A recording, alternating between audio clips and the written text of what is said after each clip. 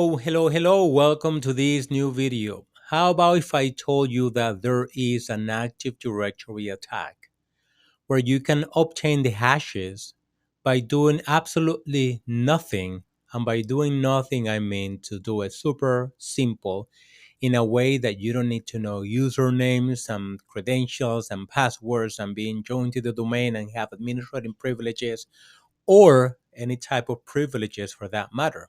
Well, there is one type of attack, but it's an attack that's going to require very specific settings to be in place for you to be successful. That attack is called Authentication Service Reply. And it is successful. Let me log into my Windows Server 2019 right in here to show you the settings that need to be in place for this to be successful. And as you could see, this is my Active Directory. And in Active Directory, I have a user account for this exercise, for this lab. And this user account has Kerberos pre-authentication disabled. If I go to the user properties, you're going to find that do not require Kerberos pre-authentication. Now, this is not the default behavior for any user account that is created in Active Directory.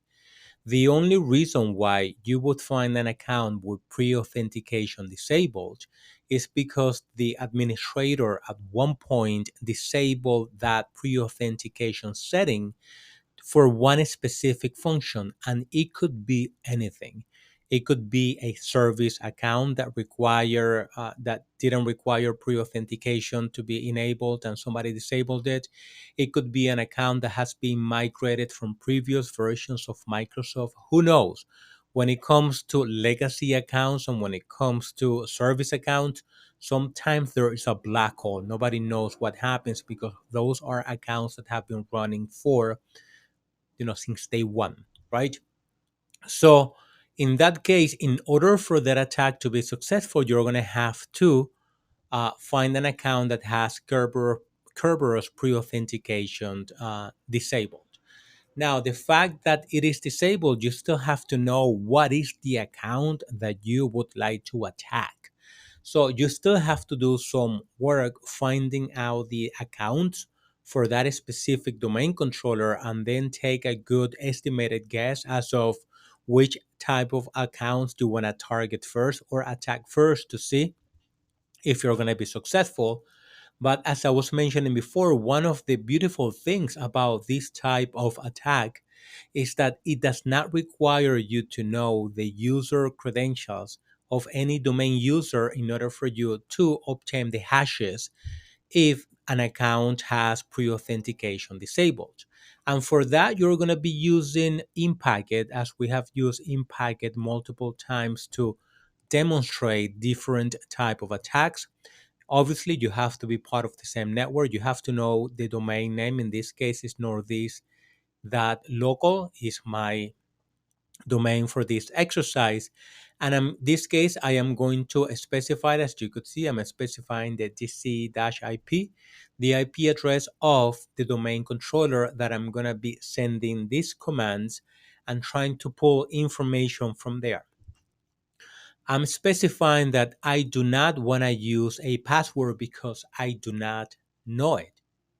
You can run this same type of attack and authenticate to the domain with a credentials of a user account if you want, but I don't have that information. So in this case, I'm just connecting my Kali computer to a network, finding out the IP address of the domain controller is super easy. Finding out the name of the domain is super easy, so you don't have to do much information about it. And what I'm doing, since I'm not specifying a username and a password, I'm going to be using a user file. And in the user file, I need to specify the usernames that I believe have pre-authentication disabled. So that is the work that you need to do as a pen tester or as a security professional. You have to find that information.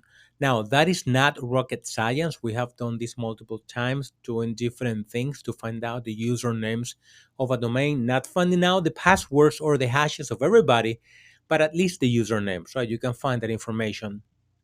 And what we had here is just that we want to save that output to a file, and the name could be anything, right? I'm just doing that authentication service reply.txt as rep.txt. I'm using that so that I can, at a later time, use other password cracking tools such as Hashcat to attempt to crack the password, or you could use any other John the Ripper, you could use rainbow tables, whatever you want to use. But in this case, I am creating an output of that hash for me to use it at a later time. So we are going to go ahead and execute this command. And again, this is for testing purposes. It was super fast and super simple to run. Again, because I have the environment configured for this to be successful. Of course, something that I didn't show you is that the password, the users file, let me just do it, cat users.txt. I just have these users right here, and this is the one that I'm targeting. But if you're going blind, you're going to have a list maybe with hundreds or thousands of users in here, and this is going to take longer. Something that you can see here, we have the hash for that user account because pre-authentication, because Kerberos pre-authentication is disabled.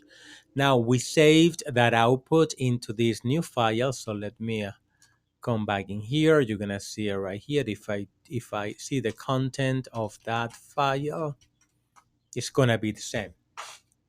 Now that you have that information, you have to find another tool to crack it. Now, we've been using Hashcat here for testing purposes, and that's one of the tools that we're going to be using. The only thing that you need to specify is what mode you want to be using, depending on the hash that you obtain, and we're going to be using 18200 or 18200, and we're going to use the file right here that we have the hash saved in, and we're gonna run that against our rocku.txt password file. Again, the other aspect of this lab or this demonstration that I'm showing you, everything is gonna work successfully because I do have that password associated to this hash in my password file. If you're doing this in the wild, if you're doing this in a network that you don't have visibility into it, it's gonna take longer, and perhaps you're not gonna be able to crack that password using Hashcat. So you're gonna have to become creative into using other tools or customizing the way you would like to do that. If you know that the password follows one specific pattern and things of that nature, you have to come into it. But again, so I'm just gonna come here. I have the whole environment set up just for demonstration purposes. I wish it were this easier at work. So you're gonna come over here. Let me come and hit enter.